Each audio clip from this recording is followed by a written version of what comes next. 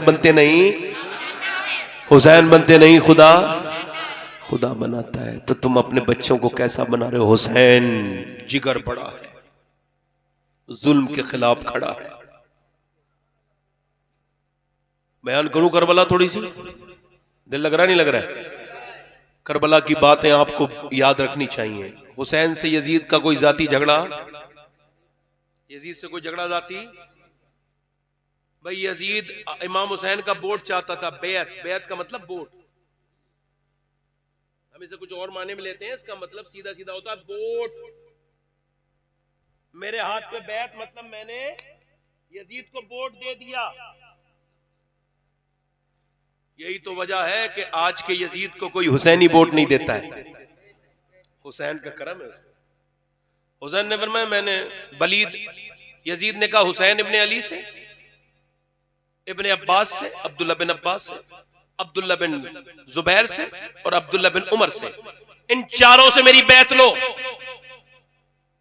वलीद ने इमाम हुसैन को बुलाया। आप मस्जिद नबी के इमाम थे, जोर से बोलो, सज्जादा नशीन थे, जोर से बोलो सुभान अल्लाह। बोलो बोलो तो हाँ, थोड़ी देर और बोलूंगा, दिल लगा के बोलो सुभान अल्लाह। इमाम अली मकाम से उसने कहा आप यजीद की बैत करें। आपने फरमाया मैं बैत नहीं करूंगा यजीद की। भाई छुपके थोड़ी होती है बैत के, रात में तू मुझे बुला रहा है, दिन में इकट्ठा कर। तो यजीद की बातें लोगों को पता ही है, कोई करेगा ही नहीं।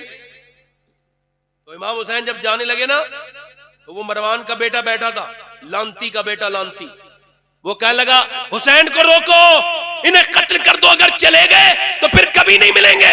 हुसैन ने पलट के बात सुन ली, पलट के देखा, कहा तू मुझे कत्ल करेगा? तलवार बाहर को निकाली, आ निकल के आ, तुझे पता है मैं कौन हूं? हाय हाय, जोर से तो बोलो यार। उसके पसीने आ गए, जहां बैठा था वहीं पसीने में नहा गया। फिर इमाम ने मदीना छोड़ा। बहुत शॉर्ट के बयान कर रहा हूं, शॉर्ट कर रहा हूं, करबला को शॉर्ट। मदीना छोड़ दिया इस वजह से अगर मैं मदीने में रहूंगा तो मदीने में झगड़ा शुरू होगा, और मैं नहीं चाहता कि उस्मान गनी 22 दिन 23 दिन भूखे रहे, मगर उन्होंने मदीने में मदीने की तकद्दुस की वजह से तलवार नहीं उठाई। फरमाया मैं भी वो नहीं बनूंगा। अपने नाना के मदीने के एहतराम में, इस एहतराम में मदीना को समझो, मदीना क्या है, इससे एहसास करो हुजूर का शहर क्या है, इससे गौर करो वो शहर मदीना कैसा है कि जहां से हुसैन जब निकले, जब 8 दिन बंदा रहता है ना मदीने से और वापस निकलता है तो बड़ा ज़ारो कतार रोता है। उसका तो कोई है भी नहीं ऐसा वहां पे मामला। मगर मैंने एक साहब से पूछा क्यों रो रहे हो? कहने लगे हुजूर ने ऐसा पाला है कि ऐसा लगता है किसी ने आज तक पाला ही नहीं। 8 दिन जिंदगी के बेहतरीन दिन है, यहां से जाके वही दुनियादारी होगी। मैंने कहा तू तो मेरे भाई सोच, तू तो ऐसे निकला है 8 दिन और अपने घर जा रहा है, और हुसैन इब्ने अली तो यहां पैदा हुए थे। जब वो उन्होंने मदीना छोड़ा होगा, मदीने की दरो दीवार को कैसे देखते होंगे, अपनी माँ की कब्र से कैसे रुखसत हुए होंगे। मेरे हुसैन इमाम अली मकाम जो है वो मदीने से अपने नाना के रोजे पे हाजिरी करके अपनी माँ की बारगाह में आखिरी बार, हुसैन आज आखिरी बार जा रहा है, आज के बाद अपनी माँ की कब्र पे नहीं आएगा। आज जब हुसैन अपनी माँ की कब्र से बाहर निकले और पहुंच गए मक्के, मक्के में भी खुतूत आने शुरू हो गए, हुसैन आइए हम यजीद से बचना चाहते हैं, आपके हाथ पे बैत करना चाहते हैं। आपने मुस्लिम बिन नकील को भेजा। शॉर्ट बयान कर रहा हूं, मुस्लिम बिन नकील के हाथ पर तकरीबन 18 या 20 हजार लोगों ने बैत कर ली। उन्होंने खत लिख दिया माहौल अच्छा है, आ जाओ हुसैन। इमाम इधर से चले, उधर उबैदुल्लाह बिन जियाद को खबर हुई, यजीद ने उसको भेजा। उन्होंने उसको उनको गिरफ्तार करके और शहीद कर दिया, लटका दिया कूफे के बाजार में। और जब लटकी हुई लाश थी हजरत मुस्लिम बिन अकील, हजरत अकील के बेटे, हजरत अली के भाई के बेटे, वो लटके हुई थी उनकी लाश। तो हजरत सैयदना इमाम हुसैन को एक शायर मिला और जाके बोला हुसैन न जाओ करबला, न जाओ कूफे। का क्या हुआ? का कूफे वालों ने आपके भाई को धोखा दिया है और उनकी लाश को कत्ल करके लटका दिया गया है। हुसैन ने फरमाया तूने मेरे भाई मुस्लिम को कैसा देखा? का लटका हुआ देखा। का झुका हुआ तो नहीं देखा? का नहीं। का तो फिर हुसैन भी जाके लटक जाएगा, झुकेगा नहीं।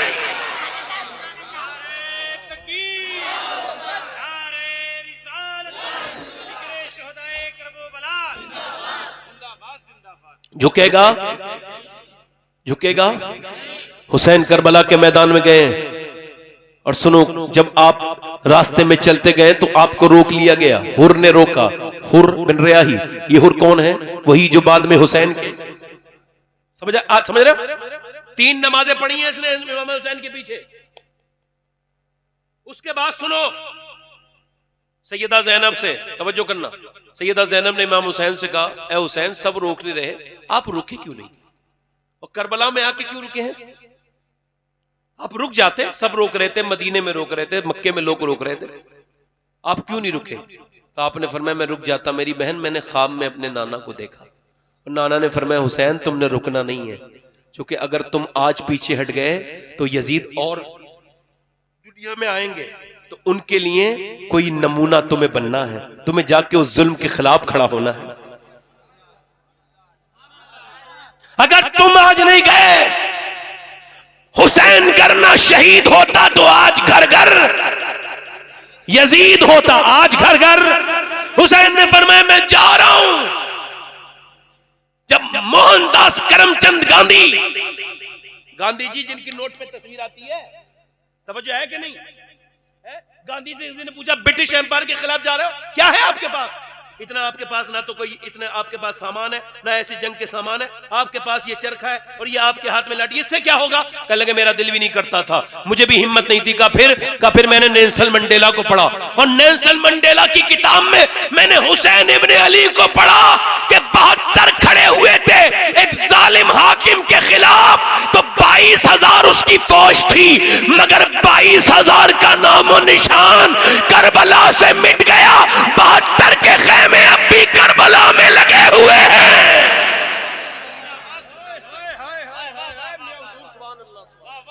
72 खेमे, जल्दी बोलो, 72 के खेमे वही हैं जहां लगाए थे। हुसैन ने जहां खेमा गाड़ा था वही है, अब जो है कि नहीं? हुसैन करबला के मैदान में रात को कहते हैं लोगों सुबह से जंग शुरू होगी, 3 दिन हो चुके हैं, 2 दिन हो चुके हैं, तीसरा दिन कल को निकलेगा। मेरी जितनी भी मेरा जितना भी मामला है वो यजीद के साथ है, तुम्हारा कुछ नहीं है, तुम सब जा सकते हो। और तुम्हें शर्म आ रही होगी, लो मैंने चिराग बुझा दिया, अंधेरा कर दिया, अंधेरे में निकल जाओ। इमाम अली मकाम ने चिराग बुझाया, फिर 10-15 मिनट के बाद जब चिराग फिर जलाया तो देखा सब बैठे हुए रो रहे थे। हुसैन ने फरमाया गए नहीं आप लोग? रोने लगे, कहने लगे हुसैन हम उन्हीं लोगों की औलादे हैं जिन्होंने 313 के बगैर तलवारों के आपके नाना का साथ दिया था। जब नाना को छोड़ के नहीं गए हमारे बाप दादे, तो हम उनके गुलाम आपके नवासे को छोड़ के कैसे चले जाएंगे? हुसैन कहाँ जाएंगे? हुसैन ने फिर अपने खानदान के अपने भाइयों से कहा, और जब आपने हजरत कासिम से कहा इमाम हसन के बेटे से कि बेटे तुम चले जाओ, अभी जवान हो, जिंदगी जीना, जाओ जाके करबला में तुम्हारे खिलाफ नहीं यजीद मेरे खिलाफ है। जब इतना कहा तो हजरत कासिम रोने लगे और आगे बढ़ के आपके पास बैठ के बोले आपने चचा मेरे दिल में बड़ी तकलीफ पैदा कर दी। आपने ये सोच कैसे लिया कि हसन का बेटा हुसैन को छोड़ के चला जाएगा? जब तक मैं जिंदा हूं आपके ऊपर कोई आंच नहीं आ सकती, पहले मैं शहीद हूं। और तवज्जो करो, मैं इस पे तफसील में नहीं जाऊंगा, करबला बयान कर रहा हूं। देखो दुनिया में 2 तरह की लड़कियां हैं, सुनो, 2 तरह की लड़कियां हैं दुनिया में, तीसरी कोई वैरायटी है ही नहीं मुसलमानों में। पहली तो वो है जो पर्दा करेगी नहीं, चाहे मौत में चली जाए किसी की। अगर ये किसी की मैयत पे भी खड़ी है तब भी वो हल्का लाइट वाला मेकअप चल रहा है, उसको करके जाती है। इस बेहुदा बेगैरत बेशरम औरत को समझाओ। सुनो इमाम हुसैन का फरमान, फरमाते औरत का पर्दा मर्द की गैरत का बताता।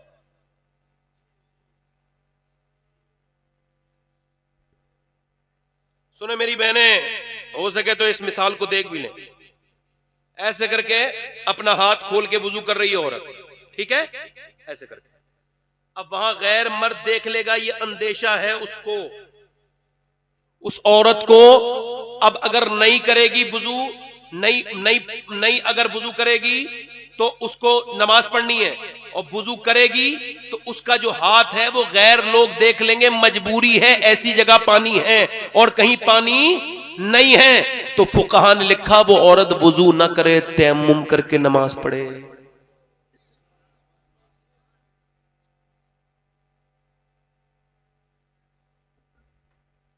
मगर एक औरत वो है जो शादी में बेपर्दा, इसका दुपट्टा अगर सर पे रख लेगी ना शादी आदि में अपने जिस्म को, यहाँ तक कि इस्लाम ये कहता है कि औरतें अपने घर में भी सिर्फ ये हाथ खोलें, ये हाथ खोलें, अपने पाँव उनके हल्के से खुले रहे और चेहरा अंदर घर में भी ये इतना चेहरा खुला रहे, बाकी जिस्म पे जो लिबास हो वो टाइट ना हो। घर के अंदर भी ये भी हराम है, सख्त नाजायज है, ये भी ना पहने और वो जोर से न चले इतनी के बाहर। अब जरा गौर करो उसके ऊपर कितनी बड़ी बात है इन औरतों के लिए, कितना। अब जरा गौर करो उन्होंने क्या किया कि ये शादी में बेपर्दा, मर्द में ये हर जगह बेपर्दा। एक तो ये वैरायटी है जो कहीं पर्दे का नाम ही नहीं है, इसको बेगैरत हो गई, बेशरम हो गई, बेहया हो गई, जहन्नमी हो गई, बदकार हो गई, बेकार हो गई। अच्छा दूसरी बेटी जो है ना वो भी मुसलमानों की है। ये दो कैटेगरी है इनमें। एक दूसरी वाली वो है जो कॉलेज के बाहर खड़े होकर बहस कर रही है, वो कह रहा है अपना पर्दा उतारो तो तुमको पेपर देने देंगे। वो कह रही है मैं पेपर दूंगी पर्दे के साथ। उसने कहा फिर चली जाओ, तो उसने उठा के या तो पेपर दो या पर्दा उतारो।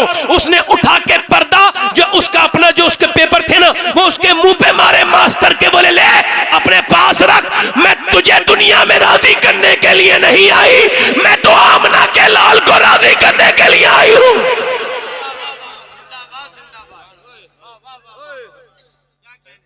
मेरी तकलीफ खत्म हो रही है, सुनो। अब पहली वाली वो है जो करबला को जिसे नहीं पता भूल गई, और दूसरी वाली को करबला याद है कि हुसैन ने सबकी लाशें उठाई हैं। तवज्जो करना ध्यान से, शहादत का वक्त है, ध्यान से जरा ध्यान से सुनो। इमाम ने सबकी लाशें उठा ली, भाइयों की, भतीजों की, बेटों की, सबकी लाशें उठाई। अपने 6 महीने के बेटे की भी लाश घर में ले आए इमाम हुसैन। और सुनो, हुसैन जब करबला आए थे तो दाढ़ी के कुछ बाल सफेद थे, मगर आज जब हुसैन का दोपहर हुआ है ना तो सारे बाल जो है ना वो सारे सफेद हो गए। हुसैन के पूरे बाल सफेद हो गए 1-2 घंटे के अंदर, सारे बाल। 1-2 घंटे में इतना गम किसी इंसान ने क्या देखा है, कौन देखेगा। इमाम हुसैन के बाद कोई ना देख पाया। इमाम ने अपनी बहनों से कहा देखो रोना नहीं, चीखना नहीं, चिल्लाना नहीं, मैं जा रहा हूं और जाकर के मेरी लाश पर तुम रोना नहीं, आवाजें न करना। इतनी देर में एक बीमार उठ के बोला, जवान 22 साल का हजरत ज़ैनुल आबिदीन, अब्बा मुझे तलवार दे के घोड़े पे बिठाल दो, हालांकि मुझसे बैठा तो नहीं जाता, मगर आप शहीद हो जाएं, ये जवान बेटा खैमे में रहे, दुनिया क्या कहेगी। इमाम हुसैन ने उनकी पेशानी को चूम के कहा, मेरे ज़ैनुल आबिदीन तू मेरा खलीफा है, तुझसे मेरी नस्ल आगे चलेगी, तू बैठ। उसके बाद बेटे को प्यार किया, बहनों से बात की, फिर चल दिए। मगर जब चले सैयदा ज़ैनब को तस्कीन करके, जब चले घोड़ा चल नहीं रहा है, घोड़ा चल नहीं रहा है। इमाम ने उसकी खूब भांगे खींची, नहीं चला। पीछे मुड़ के देखा तो सैयदा सकीना ने इमाम की घोड़े की पकड़ ली है पीछे से, और पीछे से पकड़ के वो जाने नहीं दे रही हैं। इमाम नीचे उतरे, अपनी सकीना को प्यार किया। अच्छा जब हम लोग घर से निकलते हैं अपने तो बच्चे रोते हैं, हमारा भी दिल, मगर हुसैन उस अज़्म इस्तक़लाल के पहाड़ का नाम है कि जिसने अपनी बेटी को चूमा और कहा नाना के दीन के लिए जा रहा हूँ, मुझे न रोक मेरी सकीना। सकीना पीछे हट गई, इमाम आगे बढ़े। अब जरा गौर करो, एक यजीदी जो हल्फिया बयान देता है, जरा गौर करो, एक यजीदी हल्फिया बयान देता है। वो कहता है हुसैन से मेरी दुश्मनी लाख सही, मगर हुसैन से ज्यादा निडर जिसने पूरे दिन अपने भाइयों के 5 भाइयों की लाशें उठाई हैं, जिसने अपने भतीजों की लाशें उठाई हैं, जिसने जवान बेटे की लाशें उठाई हैं, जिसने भांजों की लाशें उठाई हैं। वो भूखा 3 दिन का प्यासा, मगर जब वो आया तो उसने आकर के 22,000 के लश्कर पे अकेले ने हमला किया, और 22,000 के लश्कर को मैंने भागते हुए देखा। उसने ये बता दिया कि दुनिया में हुसैन से ज्यादा ताकतवर कोई इस वक्त दुनिया में नहीं है। उसने बताया हुसैन शेर की औलाद है और खुद भी शेर है। कचकुलाई पे न जाए इसमें रखा ही क्या, और दरे शब्बीर जो मिल जाए तो शाही क्या। मेरा इमाम आगे बढ़ा और जाकर के जब आपने तलवार के अपने जोहर दिखाए हैं तो फिर उसने कहा शिमर ने तलवार से न लड़ो न जीत पाओगे, तीर मारो दूर से तीर। बुज़दिल तीर मारो तीर, क्या करो ऐसे ना बयान किया करो करबला कि हुसैन जैसे फंसे हुए थे, हुसैन निकलना चाहते थे, ऐसे लोग बयान करते हैं। हम करबला ऐसे बयान करते हैं, हम वो वाले लोग नहीं है हाय हुसैन, नहीं, हम कहते हैं हाय नहीं वाह हुसैन। ओ अब्दू उबैदुल्लाह बिन ज़ियाद ने कहा 10,000 फौज नहीं चाहिए, यजीद से कहा और फौजी दो मुझे। उसने कहा यजीद ने तेरा दिमाग सही है, अरे 72 लोगों को 10,000 काफी है। उसने कहा तूने 72 देख लिए यजीद, ये नहीं देखा उसमें अली के पोते कितने हैं, अली के बेटे कितने हैं, अगर वो एक साथ आ गए तो 50,000 फौज को भी खदेड़ के रख। शिमर ने कहा तीर मारो मेरी बहनें सुने और आप भी सुने, बस ये आखिरी हिज्र की आखिरी हिचकी है, गौर से सुन, जीस्त की आखिरी हिचकी है, गौर से सुन, जिंदगी भर का खुलासा इसी आवाज में है। ये जो है ना इमाम, उसने कहा इस तीर मारो। अब जब तीर आने लगे, पहला तीर पंख से इमाम के सीने में लगा, पहला तीर लगा, उधर आवाज आ गई, कहां से? खैमे से। इमाम पलटे। जितने गैरतमंद लोग हैं मेरी इस बात को सुने, बेगैरत से गुजारिश है कि अपनी गैरत को जिंदा कर। बेगैरत की जिंदगी कुत्ते से बदतर जिंदगी है, उसकी क्या जिंदगी है जिसके अंदर गैरत मर गई। इमाम वापस पलटे, पलटने के बाद अपनी बहन ज़ैनब के पास पहुंचे। क्या तुम रोई थी? तो इमाम ने, ज़ैनब की आवाज आई, हाँ भाई आप मेरे भाई हो, हम साथ में चले थे, साथ में बचपन गुजरा, मैं आपके साथ करबला तक आई, मेरे भतीजे शहीद हुए आप थे, मगर मेरा आप भाई हो, मेरी माँ जाए हो, मेरे नाना की तस्वीर हो। अब जब आपके तीर लगा है तो मेरे भाई फिर मैं कैसे बर्दाश्त करती, मेरी आवाज निकल गई। इमाम ने कहा ज़ैनब तेरा बड़ा एहसान है मुझ पर, बड़ा एहसान है तेरा।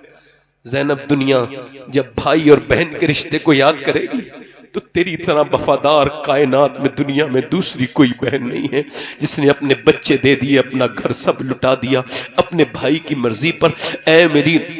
ऐ मेरी बहन तू अपना सब्र कर, मगर तुझसे एक गुजारिश है कि नाना की हदीस है, हदीस कहाँ पढ़ रहे हैं? काश के मैं शादियों में पढ़ देता, काश के मैं अपनी बहनों के सामने इस हदीस को पढ़ देता।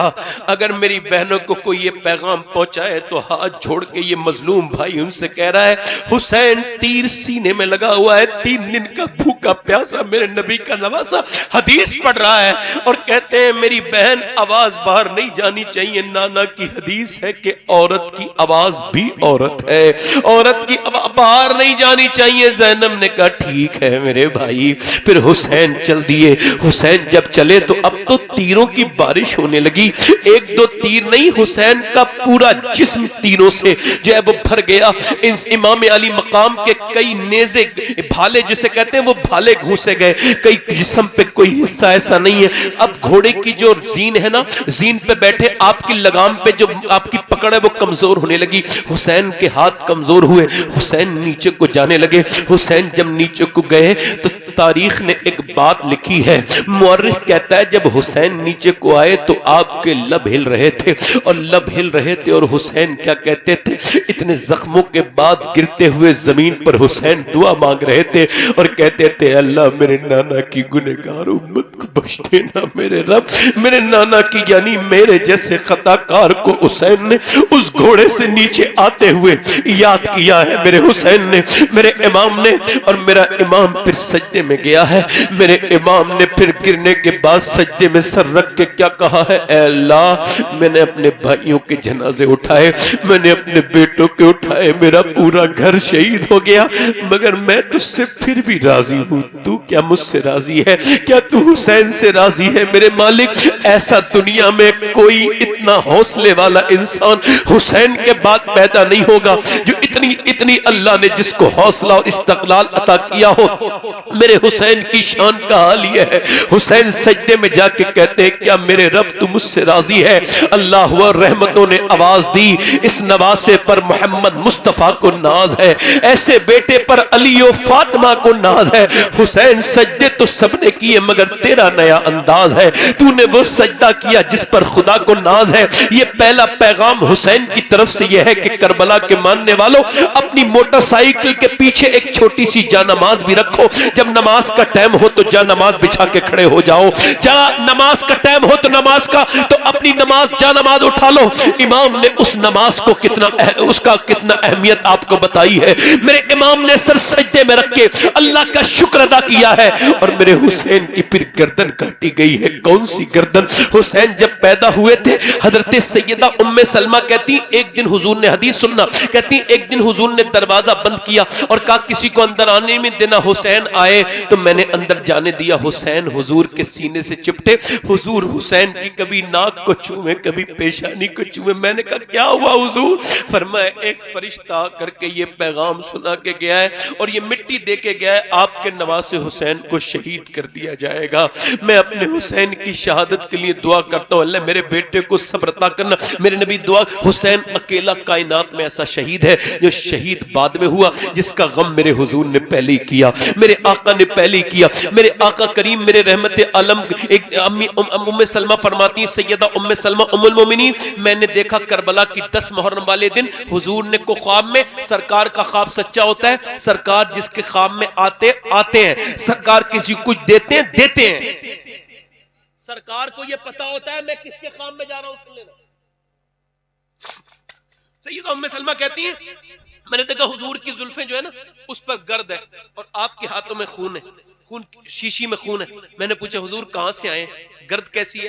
कहा मैं करबला से आया हूं, मेरे हुसैन के साथियों को और मेरे बेटे को शहीद कर दिया गया, मैंने इसमें खून जमा कर लिया है अपने बेटों का और उसके साथियों का। मैं कहता हूं उसूल ये था, एक तरफ आले रसूल का खून होता, एक तरफ उनके गुलामों का खून होता, मगर हुजूर ने सबको शीशे में मिला दिया और शीशे में मिला के दुनिया को यह पैगाम दे दिया, जो मेरी औलाद से मोहब्बत करेगा वो दुनिया में भी उसके साथ रहेगा और कयामत के दिन भी उसका अलग हिसाब नहीं होगा, मेरी औलाद के साथ ही होगा। मिला दिया मेरे हुसैन। और सुनो, हुसैन के बाद फिर जब सैयदा ज़ैनब बाहर को निकली, बस मेरी बात खत्म हो रही है, बाहर को निकली और आपके खेमे जलाए, दुपट्टा छीना, तवज्जो करना, दुपट्टा छीना, चादर छीनी। सैयदा ज़ैनब ने 5000 किलोमीटर का सफर किया है करबला के बाद। कहां से? मक्के, यहां से कूफे से और वहां तक शाम तक और दमिश्क से लेके आपने सफर किया मदीने तक। मगर 5000 किलोमीटर के सफर में इमाम ज़ैनुल आबिदीन कहते हैं मैंने अपनी फूफी कभी तहज्जुद की नमाज भी कज़ा होते नहीं देखी। ऊंट की नंगी पीठ पर, तवज्जो करना, ऊंट की नंगी पीठ पर बैठ के, आज जब उनकी चादर छीनी ना तो उन्होंने पहले अपने बाप अली की तरफ को चेहरा किया, कहा मेरे बाबा अली, मैं वही ज़ैनब हूं जिसके पांव के निशान आप मिटवाते थे और कहते थे जाओ हसन हुसैन अपनी बहन के पांव के निशान मिटा दो। मैं नहीं चाहता कि मेरी ज़ैनब के पांव के निशान भी कोई देखे। आज खानकाहें बना ली, बड़े बड़े नाम कर लिए, बड़े अपने आप को अली वाले कहते हैं, और तुम्हारे घरों की औरतों का क्या हाल है, तुम्हारी बेटियों का क्या हाल है।